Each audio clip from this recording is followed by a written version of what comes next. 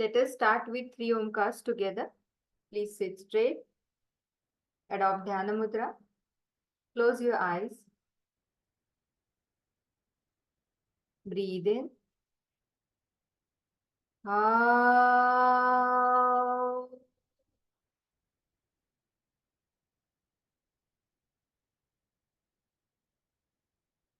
Out.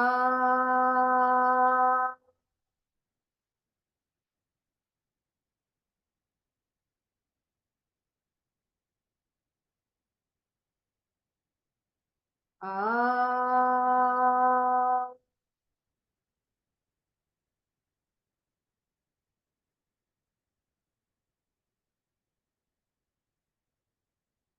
Please join your palms.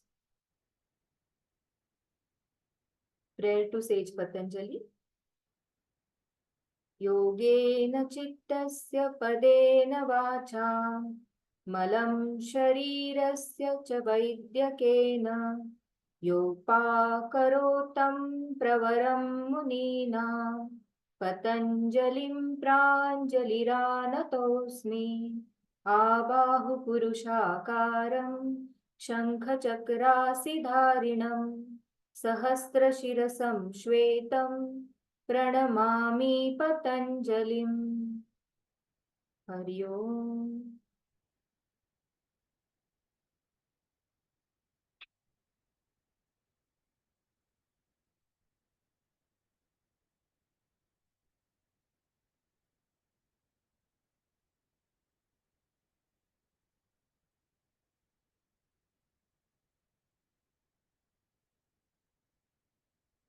So today's topic is sense organs. Sense organs. What is the definition of sense organs? The sense organs are specialized organs and they help us to perceive the world around us, because eyes, ears, nose, tongue, skin, we all know.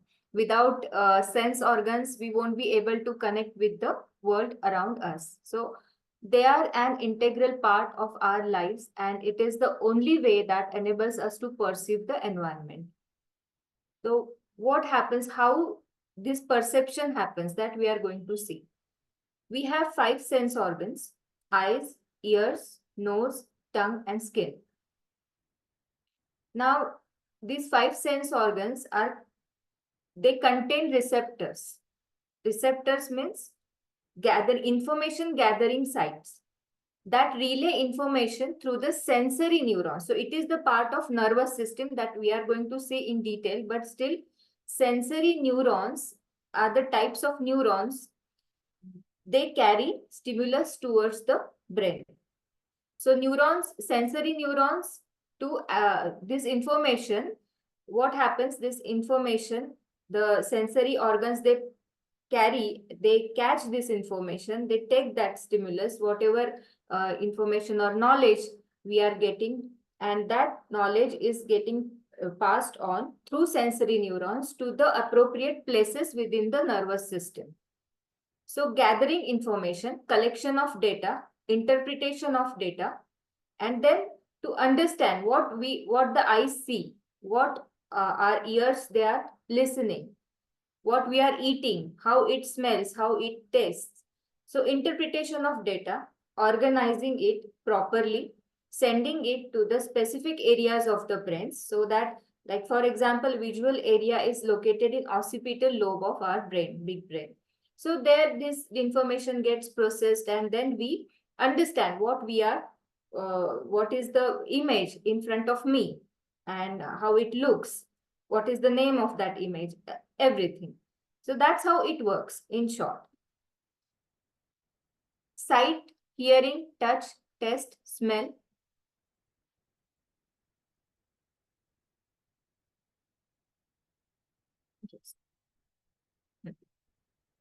Perceptions. Now first is visual perception or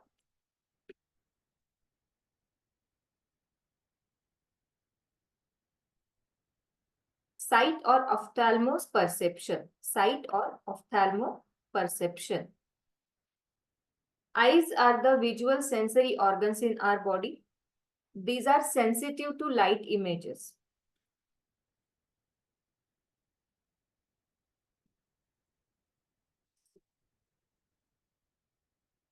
My laptop is just, I think it's hang. Just a minute, let me see what is the problem, because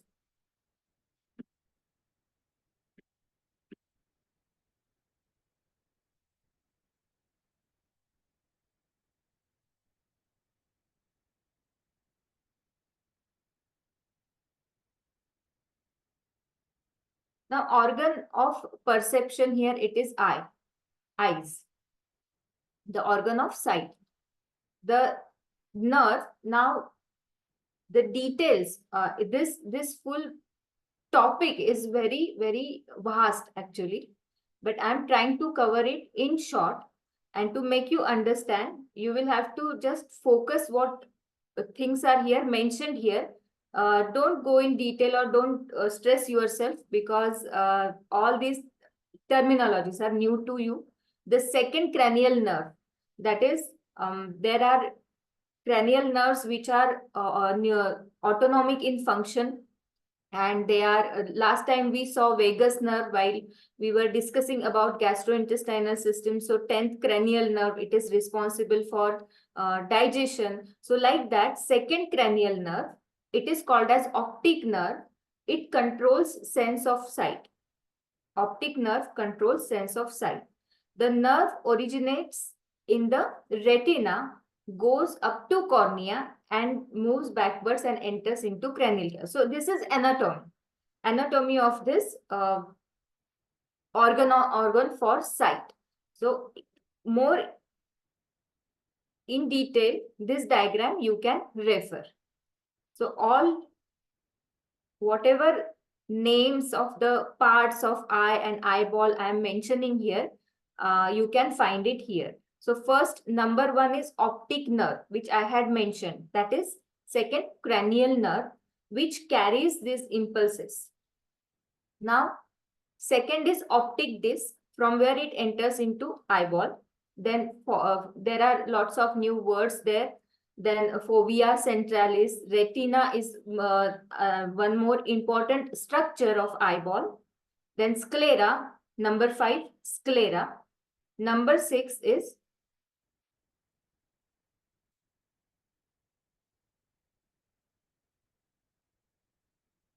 choroid. Number 7, ciliary body. Number 8, lens. Number 9, cornea. Number 9, cornea.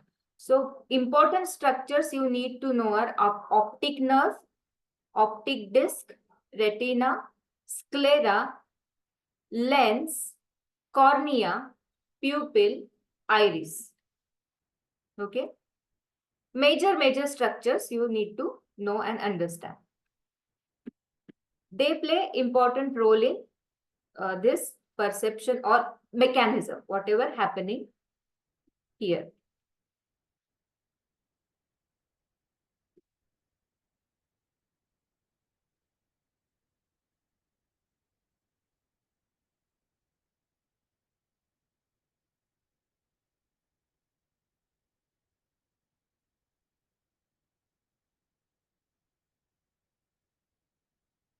Then physiology of vision, how it happens. In short, we will try to understand it. Visual process is the series of action that take place during visual perception. During the visual process, the image of an object seen by the eyes is focused on the retina. Retina is the structure what we already saw when we saw eyeball, and resulting in the production of visual perception of that object. So how it works, whatever object we are focusing on, the refraction of the light that is falling on the iris, on pupils, and the light's refraction which enters the eye, image focuses on the retina by accommodation of lens, image convergence, then photochemical activity in the retina, and the conversion into neural impulse. So in simple language, whatever image at which we are focusing, the light refraction is entering into the eye through the iris, then on the lens, then the lens is that refraction is again what there is happening. It is passing towards the retina, And there are two more structures, rods and cones, that we are going to again see where, just a minute.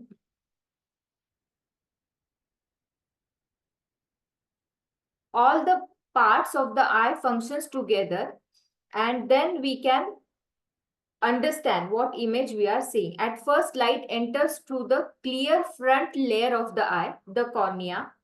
Due to its structure, it bends light to aid the eye in focusing.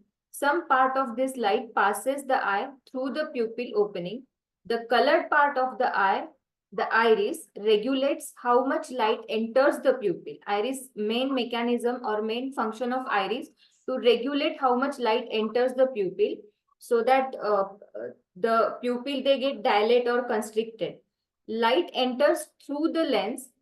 Then, when the lens functions with the cornea to focus light aptly on the retina, when light passes the retina, special cells referred to as photoreceptors convert light into electrical signals. So this is the main mechanism where light is getting converted into electrical signals, because our nervous system works on only electrical signals. It doesn't understand other than that. So electrical conversion of electrical signal, these signals pass from the retina to the brain through the optic nerve, and the brain then turns signals into image which we see. So all mechanism is happening like that. Phenomena this of perception of image, what we are seeing here. So first of all, refraction of light, iris is there controlling how much light is entering into the pupil. Then light enters through the lens, and then lens functions with the cornea to focus light on the retina. When light passes the retina, special cells, they convert light into electrical signals. Those cells are rods and cones. These signals pass from the retina to the brain through the optic nerve, and the brain then turns signals into image which we see. In simple language, this happens, right?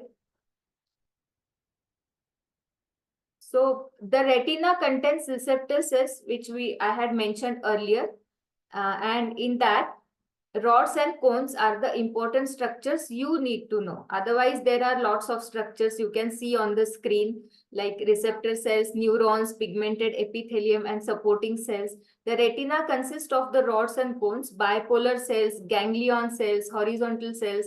No need to memorize all that. But main function now, I hope you understood what happens in whole this procedure.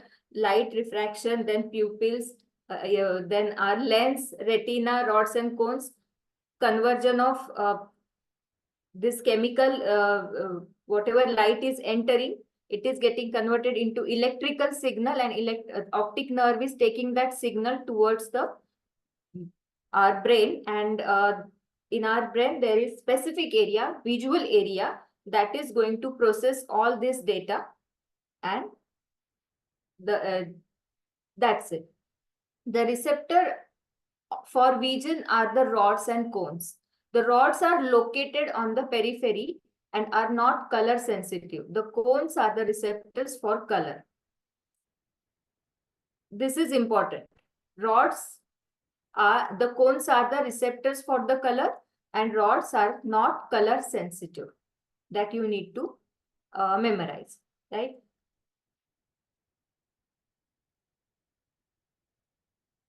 In these PPTs, there is more information about physiology and ophthalmoception. So rods, these are sensors functions in low light and are found at the edges of retina. They are also at the peripheral vision. So rods are actually responsible for peripheral vision also. While performing Tratak, we focus on one object, and that is called as soda straw view. Our visual mechanism takes place in two parts. First is soda straw, that is intense focusing on one point, and panoramic view. Panoramic means I am sitting here and I am looking at the screen, but at the same time I know what is happening on my right and on my left, and I can just I can see the objects on my right, on my left, in the periphery. So that is called as panoramic view. So for that panoramic view, rods are responsible, cones are the types of retinal cells work best in bright light, detecting fine details and color, right? So that is about vision, ophthalmoception, sense organ, eyes, right? Is it clear? So just highlight points you need to understand: eyeball, iris, lens, retina, rods, cones, ophthalmic nerve. And where is the that area in brain? Occipital lobe. Occipital lobe, it has area of vision, right? For your exams. Main points. Now next is hearing or audioception. The organ of hearing is ear. The ears are the auditory sense organs of our body. They help us to perceive sounds. Our auditory system detects vibrations in the air, and this is how we hear sounds. Now, when we saw vision, it was light and refraction. Now, audioception, sound and vibrations. Our brain understands that language only, converting this impulse into electrical impulse. That is the main function of all sense organs actually. For that, they need nerves and all this nervous supply and everything. The ears are divided into three sections: outer ear, inner and middle ear. All sounds are vibrations. Even we say that mantra are also vibrations. Whatever we recite mantras, कभी कभी कुछ मंत्रों का कोई अर्थ भी नहीं होता है, but सिर्फ they work through vibrations. So all sounds are vibrations. So the outer ear transfers these vibrations into the ear canal, where these vibrations are transformed by the brain into meaningful sound. So where is the area of auditory area in our brain? So parietal lobe. Apart from hearing, the sense is also important for balancing our body or equilibrium. Vestibular system, that is called as vestibular system. I had mentioned it in next slide. The organ of hearing, the nerve associated it is the eighth cranial or auditory nerve. So for vision, second optic nerve. For hearing, eighth cranial auditory nerve. It has two branches: cochlear nerve of the hearing. Second, I had not mentioned. Let me. Okay. So this is how our ear looks. Outer part, hearing, this is pinna, and this tube-like structure. This is outer ear, pinna, or what we can see. This is outer structure, that is pinna. Middle auditory canal, and inner ear has very tiny small structures and very important structures. From that, three muscles, three bones: malleus, incus and stapes. Stapes is the shortest bone of our body, we saw when we were discussing about skeletal system. So chain of three bones is also important. Tympanic membrane is there. So pinna, external auditory canal, then tympanic membrane, then inner ear consists of cochlea, cochlear nerves, stapes, incus, malleus, and you can see here on upper border, temporal lobe is there. So this is the structure of ear. The external ear is made of the auricle or muscular part, that is called as pinna, which collects sound waves and through the canal conveys them to the eardrum, that is called as tympanic membrane. Anatomical name of eardrum is tympanic membrane. And an auditory tube connects the middle ear to the nasopharynx. Nasopharynx is the passage between nose and pharynx. Yeah. And it is connected with ear, with auditory tube. Auditory ossicles means three small bones, which I had mentioned. Three small pieces of bones arranged across the middle ear from the eardrum to the inner ear. From eardrum inside to the inner ear. Malleus, incus and stapes. Then the internal ear is situated on a very hard portion of the temporal bone. Temporal bone is just above your ear, superior part of the ear. You can feel that hard temporal bone. It has many cavities which contains fluid and auditory nerve endings for hearing and balance. Nerve is required. What is the function of nerve? That you know, to carry impulses towards the brain. Hence, sound reaches the temporal lobe of the brain through the auditory nerve. Process of hearing, sound is conveyed through sound waves in the air. These waves pass through the external ear and make the eardrum vibrate. Eardrum is located just inside this tube where this vacuum ends. The eardrum is there. When sound comes, because of vibrations, it is getting vibrated. These vibrations pass through the auditory ossicles, means three bones are attached to it from inside, malleus, incus and stapes. So the vibrations pass through the auditory ossicles. These bones magnify the vibrations inside, and which are finally transmitted to the nerve endings located in the internal ear, and then they catches that and they converts it into electrical impulse and they carries it towards the temporal lobe of the brain. So this is same like what we saw in vision perception. This is same thing happening. Nerve endings are there, and all these small parts are helping to carry impulse inside from outside. So all these small structure are connecting us to the external environment.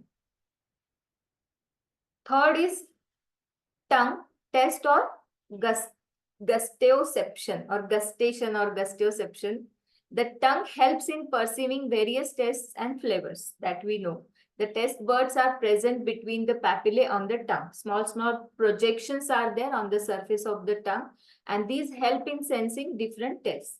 The sense of smell and taste tend to work together, because in case of anosmia, that if a person cannot recognize smell, in corona pandemic, we saw lots of people, they experienced this anosmia, they after post effect of corona, and at that time they also lost their sensation of taste. So it is correlated. If one could not smell something, they could not taste it either. The sense of taste is also known as gusteoception. Taste buds on the tongue contains chemoreceptors that work similarly to the chemoreceptors in the nasal cavity. So chemoreceptors matlab kya hai? Parts which carry that impulse or sensation and which is responsible for passing that sensation towards the brain. However, the chemoreceptors in the nose detect any kind of smell. There are 4 different types of taste buds, and each one can detect different types of taste like sweetness, sourness, bitterness, and saltiness. 4 major tastes: sweet, sour, bitter, and salt. In Ayurveda, there are 6 tastes: madhu, ramla, lavana, katu, tikta, kashaya. 2 more tastes are there. So this is anatomy of tongue, and taste buds are located here only. Sweet and salt by the nerves in the tip of the tongue. Sweet and salt we can recognize tip of the tongue. Sour at the sides of the tongue. Bitter taste are felt at the back of the tongue. So accordingly, taste buds are located. Other tests are either a combination of 2 or more of the fundamental tests or associated with the sense of smell. It is associated always. The substance in solution enter the pores of the taste buds and stimulate the hair-like endings of the cells. The impulses are transmitted to the thalamus. Thalamus is the part in the brain, and then to the taste area in the parietal lobe. Again, this specific area is located in the parietal lobe. Like hearing in the parietal lobe, visual in occipital lobe, taste area in parietal lobe of the brain is perceived. The taste buds are not evenly distributed over the tongue.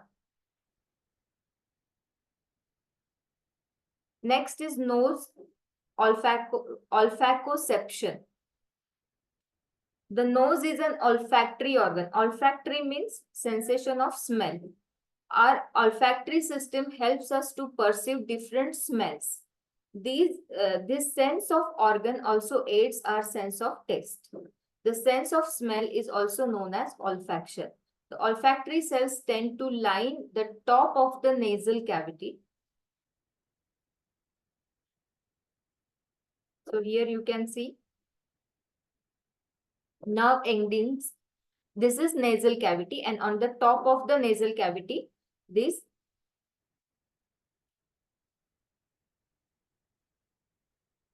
olfactory cells are present. On one end, olfactory cells have cilia. Cilia means hair-like projections. Meaning of cilia is hair-like projections that project into nasal cavity, and on the other end of the cell are the olfactory nerve fibers. So that's how they are connected. So nerve fibers should be there. Because of nerve fibers only, that sensation of smell is going to pass towards the brain. So one end hair-like projection called as cilia, and other end of that cells are olfactory nerve fibers. As one breathes in, the air enters into nasal cavity. The olfactory cells are chemoreceptors. Chemoreceptors मतलब वो reception, वो लेने वाले है वो sensation या जो stimulus है वो chemical stimulus, which means that the olfactory cells have protein receptors that can detect the subtle differences in chemicals. These chemicals bind to the cilia, which conducts a nerve impulse. Impulse means again that stimulus is getting passed and that is carried to the brain. The brain then translates these impulses into meaningful smell. During a cold, the body produces mucus which blocks the sense of smell. This is the reason why the food which we eat tastes bland.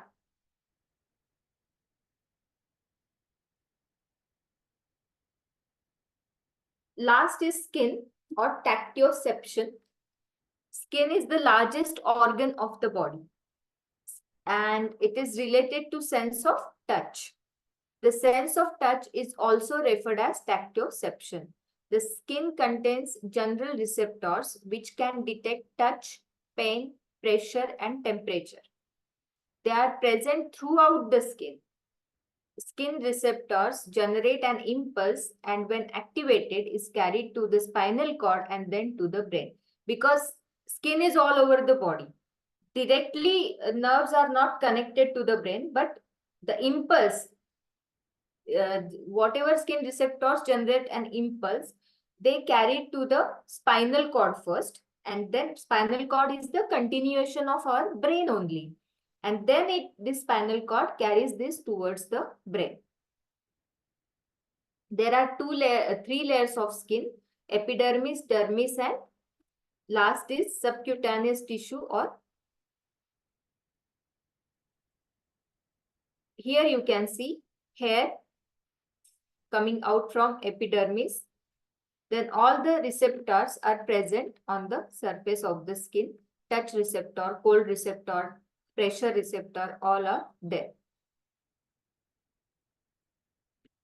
Then other than 5 sense organs, there is one more important system, vestibular system. As I had mentioned, it is present in inner ear.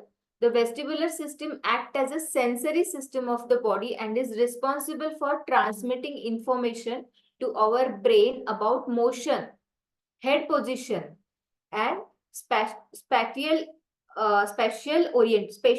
orientation. Like in 3D space, we are standing. So orientation, where we are standing on the surface of the ground.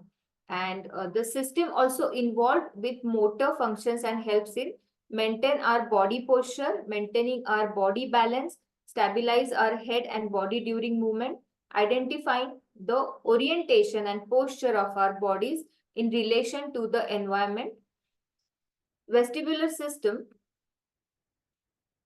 parts are present inside the inner ear, and this is called as vestibular apparatus. It is a little bit complicated, but cochlear nerve is there. This is the cochlea and how it works. So in short, you can see humans have eyes to observe the world in the 3 dimensions, but how do people perceive their own motion, orientation in space, even when their eyes are closed? So the brain accomplishes this feat by using the vestibular system. This is interesting. And in the inner ear too. So this system is present in the inner ear, and how it works, like if you know motion sickness, lots of people, they are suffering with it. So vestibular system enables the brain to interpret spatial sense and balance.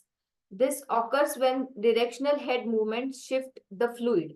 The fluid is endolymph, which is present within the vestibular labyrinth. That is the part of the vestibular system. Sometimes when you go to the doctor for, if you're experiencing vertigo, positional vertigo, while changing your position, sometimes you are feeling giddiness is there. So then doctor says that it is positional vertigo. वो पानी है ना, वो उसका ऊपर नीचे हो गया है, balance गया है. तो that fluid is present in this vestibular apparatus. That fluid is called as endolymph within the vestibular labyrinth, and this is connected with head, small structures, bony structures in our head. This labyrinth is located within the inner ear along with the cochlea. Cochlea is the part of vestibular system. And if that fluid is normal in जो level होता है उसका normal होता है, तो वो जो vestibular system का जो पूरा हमारा ये है 3 डायमेंशनल, हम जहाँ पे खड़े हैं, या पोस्चर या balance, movement of head, that balancing happens. Otherwise this positional vertigo thing starts happening. So that is related with our vestibular system. Then proprioception system, last system of our sense organs, sensory system. This describes as the conscious or unconscious awareness of joint position. This system helps the body to identify the muscles, joints and limbs located in 3D space and the direction it is moving in relation to the body. Walking or kicking without looking at our feet, balancing on one leg, touching the nose with it is important in relation with our yoga asanas. So touching the nose with eyes closed, and the ability to sense the surface on which we are standing are a few examples of the proprioception system. When we practice balancing asanas, so it improves our proprioception. If our proprioception is good, we can perform balancing asanas very well. So that is the correlation, right? Any question related with it? Sense organs? Right. So next is, shall we start next topic? Okay. Homeostasis.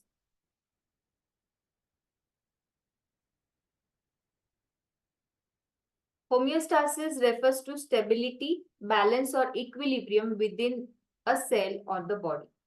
That is the meaning of homeostasis. It is an organism's ability to keep a constant internal environment. Yesterday only we had discussed about this, like our body should, inside our body, if all systemic functions, we want to, their functioning in optimum healthy state, that homeostasis is required. Homeostasis is an important characteristics of living things. Keeping a stable internal environment requires constant adjustments as condition changes inside and outside the cell, because always keeping the same state is very difficult. बाहर climate change हो जाता है, कभी heat बढ़ती है, कभी ठंड बढ़ती है, तो accordingly our body needs to make that adjustments. Our cells को वो adjustment करना पड़ता है. The adjusting of systems within a cell is called homeostatic regulation. And because the internal and external environments of a cell are constantly changing, adjustments must be made continuously to stay at or near the set point, the normal level पे रहना चाहिए हमेशा। हम बोलते हैं ना कि ये बढ़ गया बॉडी में, शुगर बढ़ गई, कभी यूरिया बढ़ गया, यूरिक एसिड बढ़ गया, सो वो बढ़ना या कम होना, सोडियम कम हुआ, पोटेशियम कम हुआ, ये भी जरूरी है कि समत्व, समत्व या बैलेंस उसमें रहना जरूरी है। तो मेंटेनिंग दैट समत्व is homeostatic, homeostasis. Examples are thermoregulation, means maintaining our temperature of the body, blood glucose regulation, blood glucose levels regulations, osmoregulation, sending some osmosis in the cells, cellular levels, intercellular levels, tissue level osmoregulation. Like yesterday we saw reabsorption of water from urine, when formation of urine when we saw, so reabsorption also needed. Blood pressure regulation, calcium potassium balancing, all are the examples of this homeostasis. The three major components of homeostasis are receptor, again receptor, a control center and effector. For example, blood glucose levels. Blood glucose levels are rising in our blood. So when it is crossing the limits, normal limits, then some chemoreceptors or some parts of our body, we can call it as chemoreceptors, they detect that, and they are major carriers of the sensation of that increased blood glucose levels. वो carry करते control centre की तरफ लेके जाते हैं कि अभी blood glucose level बढ़ रहा है। सो कंट्रोल सेंटर कहाँ पे है? ब्रेन में है। तो ब्रेन क्या करेगा? अब ग्लूकोज लेवल को कम करना है, तो क्या करना चाहिए? That glucose, extra glucose should get utilised by cells. For that glucose molecule को अंदर भेजना है सेल के, तो उसके लिए कौन चाहिए? इंसुलिन। सो इफेक्टर कहाँ पे है? पैनक्रियाज में इंसुलिन को सिक्रीट करना है। इंसुलिन बाहर आएगा, फिर क्या होगा? वो एक्स्ट्रा जो ग्लूकोज है उसको अंदर भेजेगा और ब्लड ग्लूकोज लेवल्स कम हो जाएंगे। That is how it works. तो सारा बैलेंसिंग ऐसे ही होता है, receptor, control centre and effector. The receptor picks up information from surrounding and relays it to the control center. The control center, it turns, processes the information and sends signals to the effector. Specific organ, target organ, उसके तरफ वो message दिया जाता है कि अभी के अभी काम शुरू करो। The effector then produces a response based on the signal from the control center, and then homeostasis maintenance शुरू हो जाता है। So again इस पैराग्राफ में भी वही है, receptor, control centre and effector. अब ये रिसेप्टर्स कौन से है हमारे बॉडी में? इन शॉर्ट थोड़ा सा मैंने यहाँ पे लिख दिया है, photo receptors, receptors that react to the light stimuli. olfactory receptors, receptors in the olfactory epithelium at the roof of the nose. So we already saw, वही लेके जाते हैं sensation. So olfactory receptors for smell in the nose, gustation receptors in on tongue, auditory in ears, then thermoreceptors जो होते हैं temperature change को detect करने वाले होते हैं। Mechanoreceptors, receptors in the skin that react to various mechanical stimulants. Interoceptors, receptors that respond to stimuli inside the body. अब ये बाहर के हो गए, टच है, पेन है, टेम्परेचर है, लेकिन अंदर क्या चेंजेस हो रहे हैं उनको क्या बोलते हैं? उनको डिटेक्ट करने वाले इंट्रोसेप्टर्स। देन ये जो है इसका मुझे ये नहीं आ रहा है pronunciation, but the receptors responsible for detecting or responding to pain, and peripheral chemoreceptors, receptors that respond to chemical changes in blood, oxygen concentration, etc. No need to memorize this. This is for your information. What is receptor and where the receptors are located in our body? There are multiple receptors, and then they take signals towards the control system, and control system starts working on it and gives messages to the specific organ. So how it works? Blood glucose regulation. Control of blood glucose level is an example of negative feedback. Blood glucose concentration rises after a meal. Then the hormone insulin is released by the pancreas, and it speeds up the transport of the glucose from blood into selected tissue. That I had already mentioned this example. Next is thermoregulation. It regulates the body temperature. Then the temperature, our area or what it is called, hypothalamus में उसका center होता है जो control करता है हमारे temperature को. So if body temperature increases, sweat glands are stimulated by hypothalamus. Hypothalamus is the part of our brain. Hence, heat is removed from the body in the form of sweat. तो sweating होना शुरू हो जाता है. So more amount of sweat is secreted, which is evaporated in the air, thus cooling the body. It is also controlled by vasomotor center in the midbrain.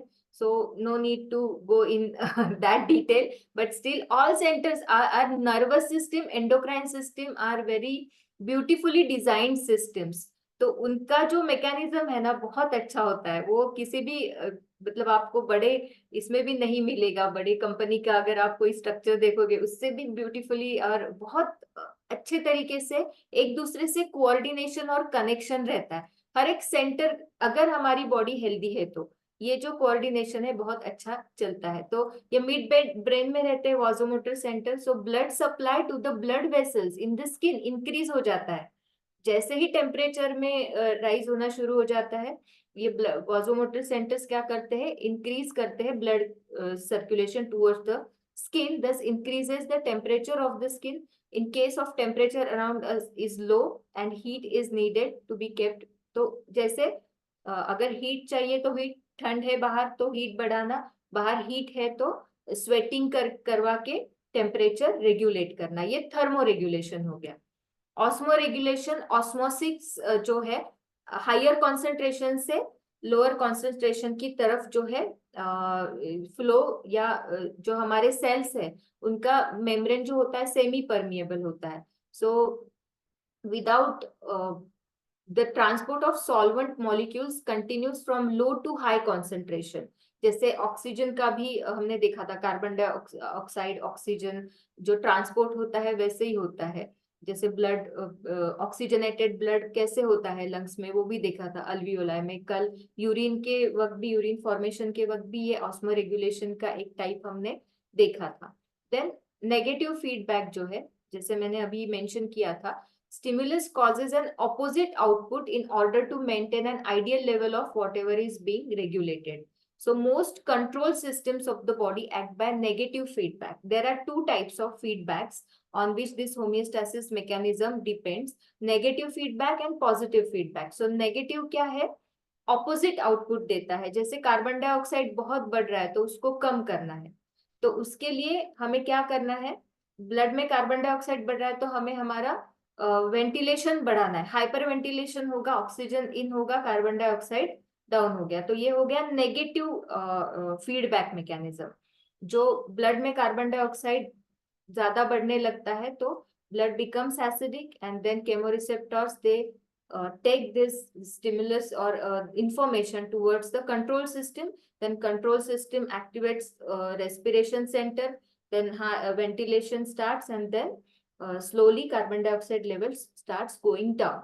So if the carbon dioxide concentration falls too low, this causes feedback to increase that again. तो ऐसे ही ये mechanism चलता है, उसको कहते हैं negative feedback. And positive feedback enhances the output of the stimulus. Blood clotting. So at the time of blood, so it enhances. So output enhance. Carbon dioxide वाला जो ऑपोजिट था वहां हमें कम करना है. यहाँ पे पॉजिटिव फीडबैक क्या है कि अभी बढ़ाना है. ब्लड कहाँ पे वुंड हो गया, ब्लीडिंग हो रहा है, तो वहां पे पॉजिटिव फीडबैक चाहिए. सो व्हाट हैपेंस, वो प्रोसेस और ज्यादा फास्ट हो जाती है. बॉडी ब्रेन क्या बताता है हमारे सिस्टम्स को, नाउ फास्ट करो, ये हमें वहां पे क्लॉट जल्दी करना है ताकि ब्लड लॉस ज्यादा नहीं हो. So that is called as positive feedback. So blood clotting is an example of a valuable use of positive feedback. When a blood vessel is ruptured and a clot being to form, multiple enzymes called clotting factors are activated within the clot itself. some of these enzymes act on other unactivated enzymes और वो सारा system boost होना शुरू हो जाता है जैसे ही receptor brain की तरफ जाते हैं.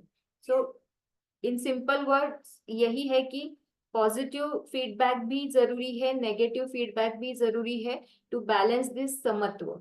Whatever imbalances are going on internally or externally or because of external environment, temperature regulation या ये सब चीजों के लिए होम्योस्टेसिस किस किस तरीके से हमारी बॉडी मेंटेन करती है, ये आज हमने देखा. So this depends on nervous system, endocrine system and respiratory system. So इसीलिए मैंने ये पहले लिया homeostasis. From next session we are going to start endocrine system and nervous system. So we will try to decode more about endocrine and nervous system and homeostasis, how it works, this feedback mechanism and everything. It is also related with endocrine system and hormones. तो हम और ज्यादा examples भी देखेंगे इसमें और ज्यादा इस पे एक्सप्लेनेशन कर सकेंगे. So any question? Doctor, I had a question on Stop, recording stop. Yeah.